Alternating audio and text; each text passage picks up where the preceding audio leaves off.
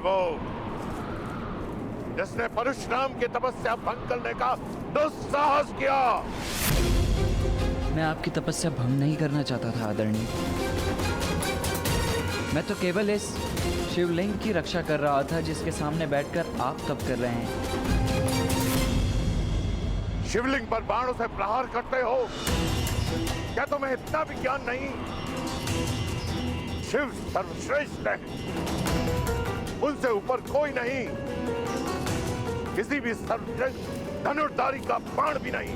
महाप्रभु, ये शिवलिंग तो केवल मिट्टी की बनी आकृति मात्र है। श्रेष्ठ शिव नहीं, ये तो उसके साधक की आराधना है जो शिव को शिवत्व की शक्ति देती है। फिर भी यदि अनजाने में भूल हुई हो तो मैं क्षमा चाहता हूँ। वाचाल हो परंतु तर्क का ज्ञान रखते हो, ब्राह्मण हो।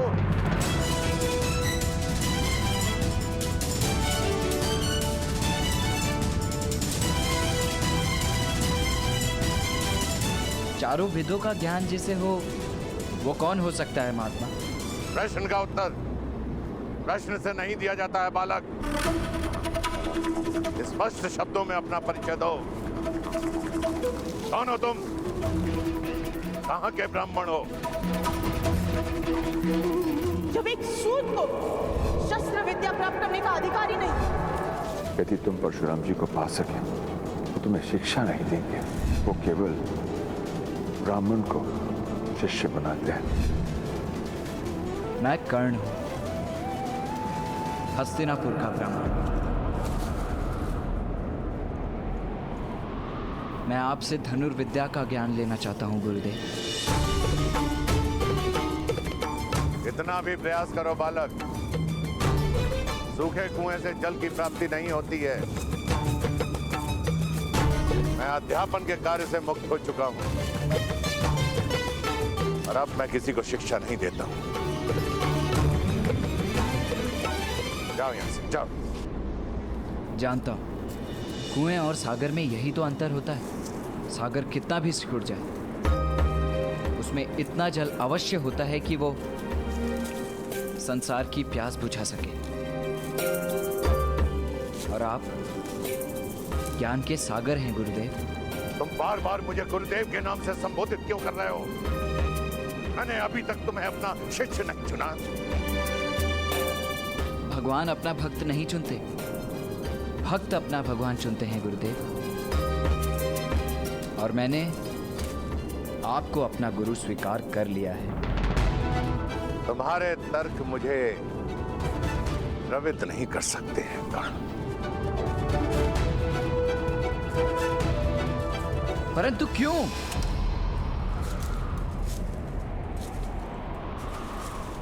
याचक को याचना से पहले ज्ञात होना चाहिए कि वो किसके समक्ष याचना कर रहा है। अब मैं एक साधनार्थ ब्राह्मण हूं जिसके पास देने के लिए कुछ भी नहीं है। जब शस्त्र उठाने थे उठा चुका।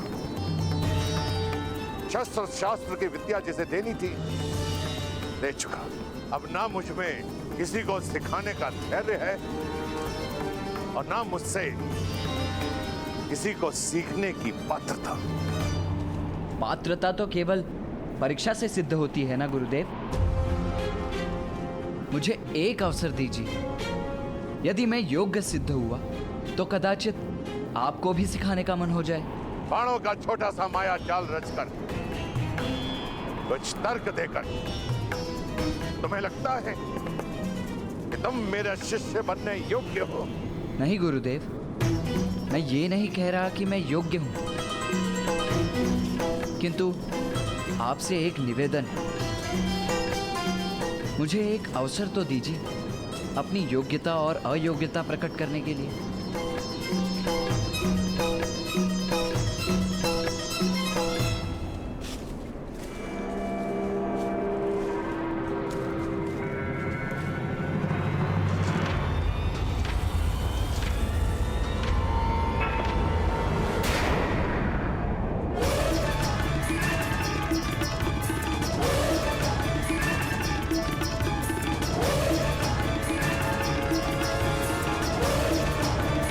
तुमने मर्यादा का उल्लंघन किया है बालक।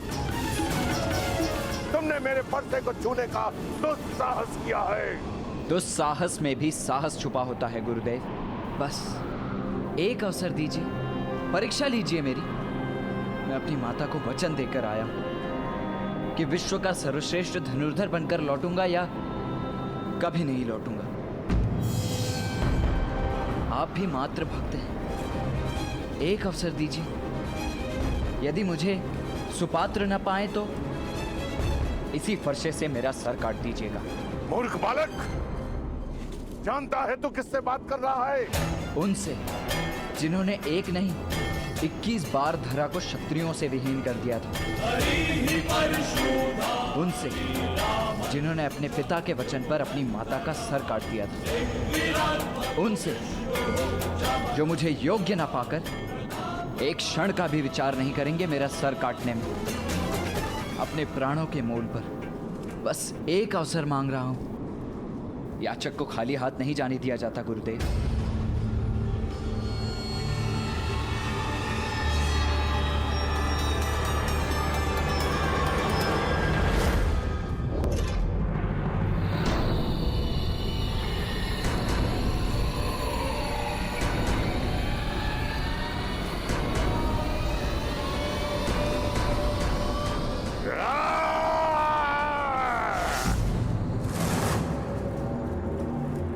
तुम्हें मृत्यु का भय नहीं है,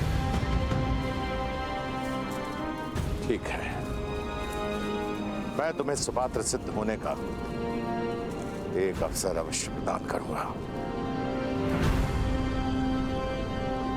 धन्यवाद गुरुदेव। अभी मैंने तुम्हें उठने के लिए नहीं कहा। प्रतीक्षा करो जब तक मैं लौट कर नहीं आ जाता।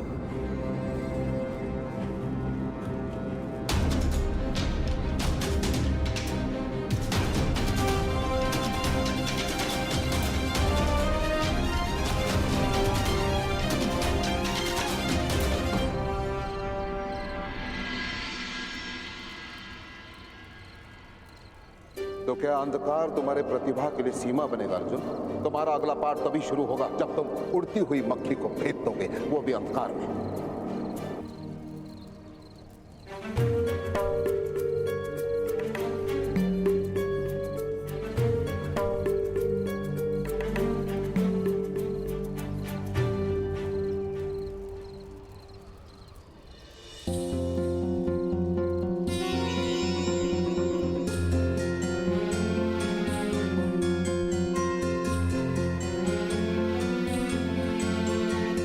भ्राता भीम,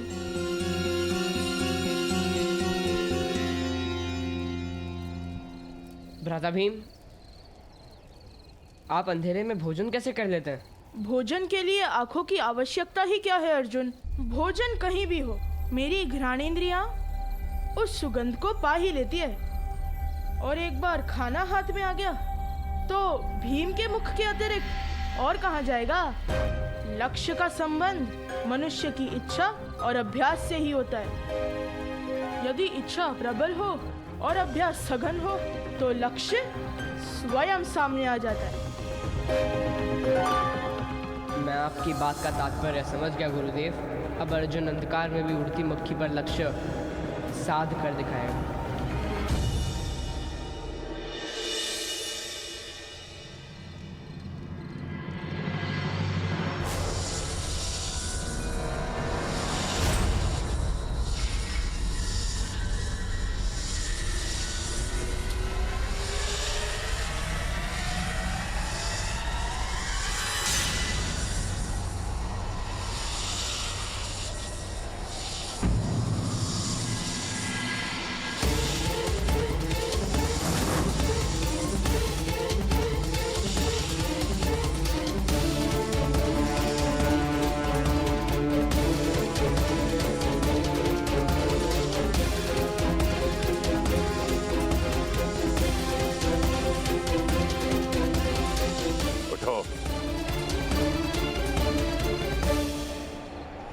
सर्प के इतने समीप आने पर भी तुम हिले नहीं। मेरे लिए सर्प का भय नहीं, गुरु का आदेश अधिक महत्व रखता है। मेरे गुरु का आदेश था, जिसे मैं किसी भी मूल्य पर टाल नहीं सकता था। अच्छा, इतनी बड़ी बात। यदि इस जीवन में अवसर मिला तो इसे सिद्ध भी करके दिखा दूंगा गुरुदेव। ठीक है, मैं तुम्हें 3 कार्य सौंपता हूं। यदि तुम उन कार्यों में सफल हुए तो मैं तुम्हें अपना शिष्य बनाने के बारे में अवश्य विचार करूंगा।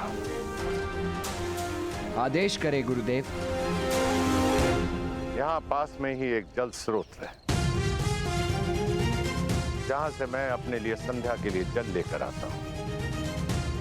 परंतु कुछ समय से वो जल स्रोत अवांछनीय बाधाओं के कारण अविरोध हो चुका है। तुम जाकर उसे हटाओ।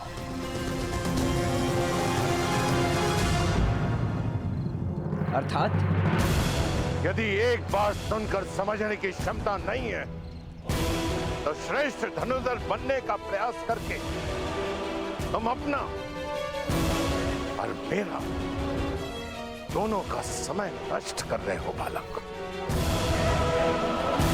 आदेश का पालन होगा गुरुदेव। 3 बातों का स्मरण रखना।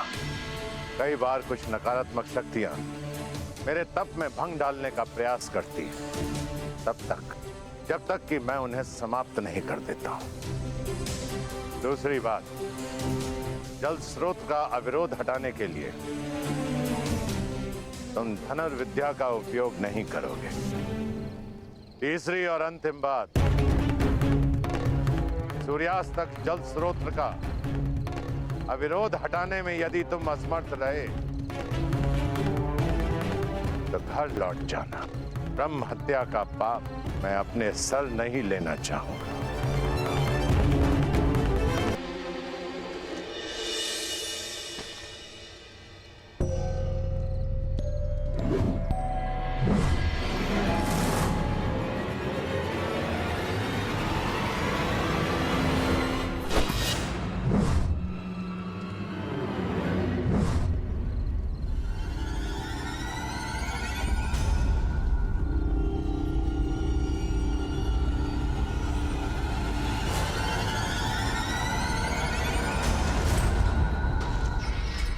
कौन है? कौन है? सामने आओ।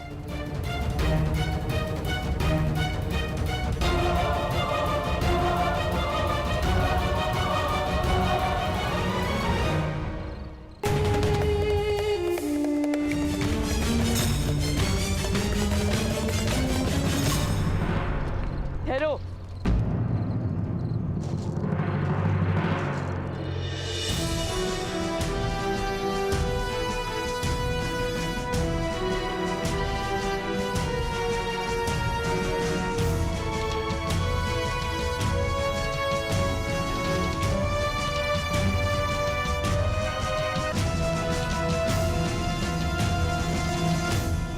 कौन हो तुम?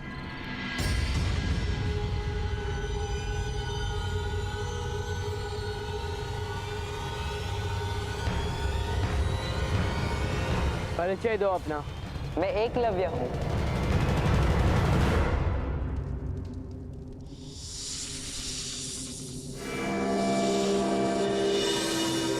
कौन है वहां? मैं चुनौती देता हूं, सामने आओ। मैं तुम्हें युद्ध की चुनौती देता हूं।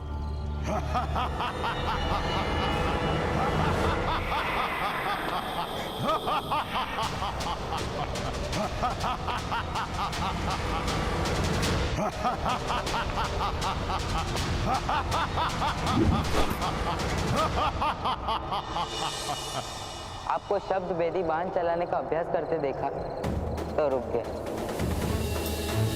कठिन कार्य है, समय लगता है, परंतु सीख जाओगे जैसे मैं सीख गया। असफलता से भयभीत मत होना। तुम शब्द भेदी बाण चलाना जानते हो? किससे सिखाया तुम्हें? किसी ने नहीं, स्वयं अभ्यास से सीखा है। गुरु की प्रेरणा से सीखा है। अपने गुरु के विषय में बताओ। आचार्य द्रोण मेरे गुरुदेव।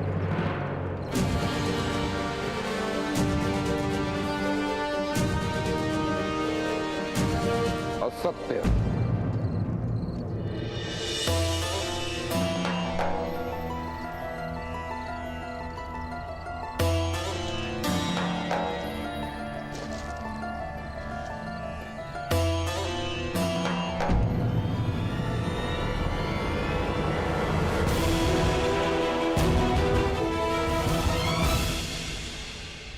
तुम मेरे शिष्य नहीं हो सकते। परंतु आप मेरे गुरुदेव हो। मैंने आपको अपने शिष्य को सिखाते देखा है। देख देख कर मैं भी सीख गया।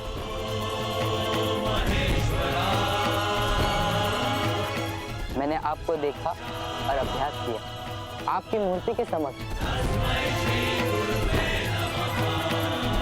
आप मेरे मानस गुरु हैं आचार्य। मुझे विश्वास नहीं होता। अपनी बात सिद्ध करो। प्रमाण दो कि तुम शब्द भेदी विद्या जानते हो।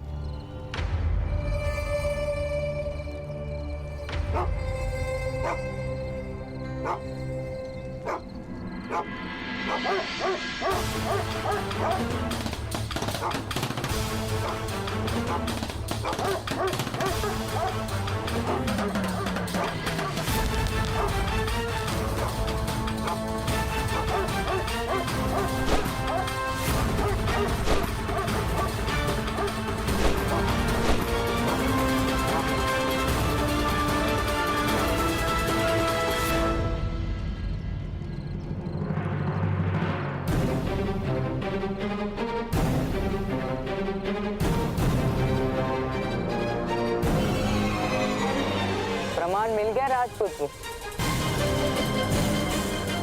अद्भुत। तुम्हारी जितनी प्रशंसा की जाए उतनी कम है। प्रशंसा शिष्य की नहीं आचार्य की जाती है गुरुदेव। आपकी श्रद्धा की धनुर्विद्या सद गई। सब आपके चरणों का प्रताप है।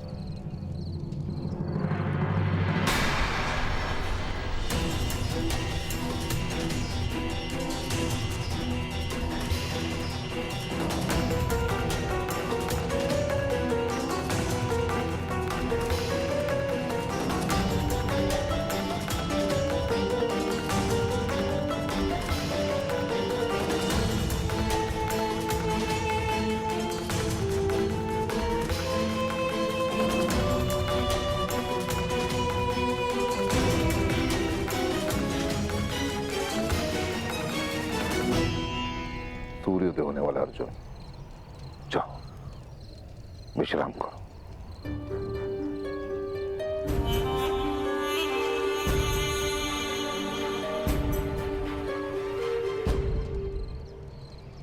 बालक, क्या मुझे देखकर तुम्हें भय लग रहा है? मुझे मृत्यु का भय नहीं। भय केवल इतना है कि गुरु की अपेक्षा पर असफल ना हो जाऊं। तुम्हें अपनी मृत्यु का भय नहीं है कर्ण, पर देखना यह है कि अपनों की मृत्यु के भय से अछूते हो या नहीं।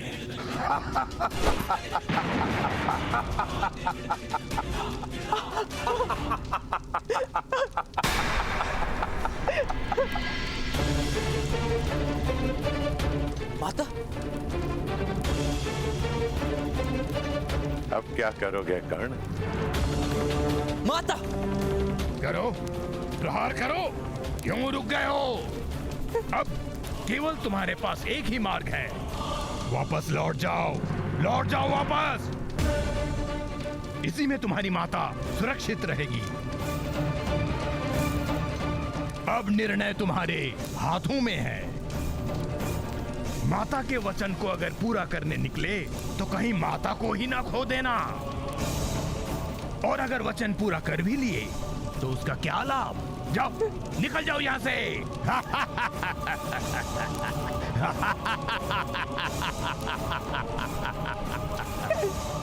मेरे प्राणों की रक्षा करो।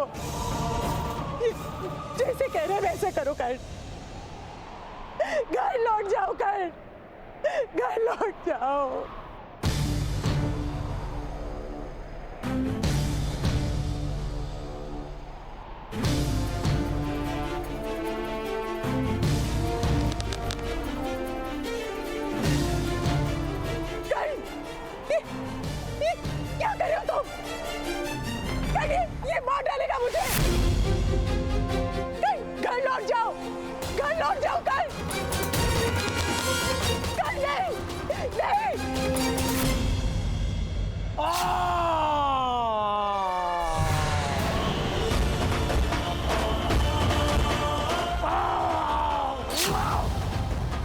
अपनी माया से तुमने मेरी माता का रूप तो रच डाला दाना, किंतु मेरी माता के व्यक्तित्व को नहीं रच पाए। राधे की माता के प्राण यदि संकट में भी हों, तब भी वो भले अपने प्राण दे दे, किंतु कभी मुझे अपने लक्ष्य से पीछे हटने को नहीं कहेगी।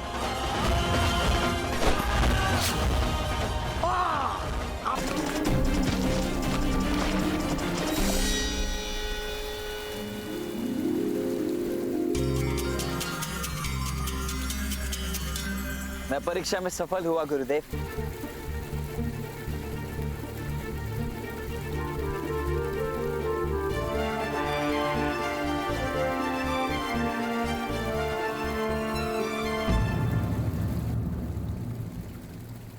ये जल प्रवाह पुनः क्यों रुक गया?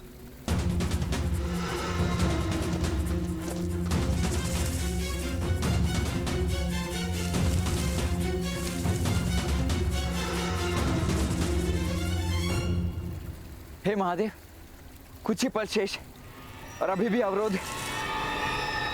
क्या करूं?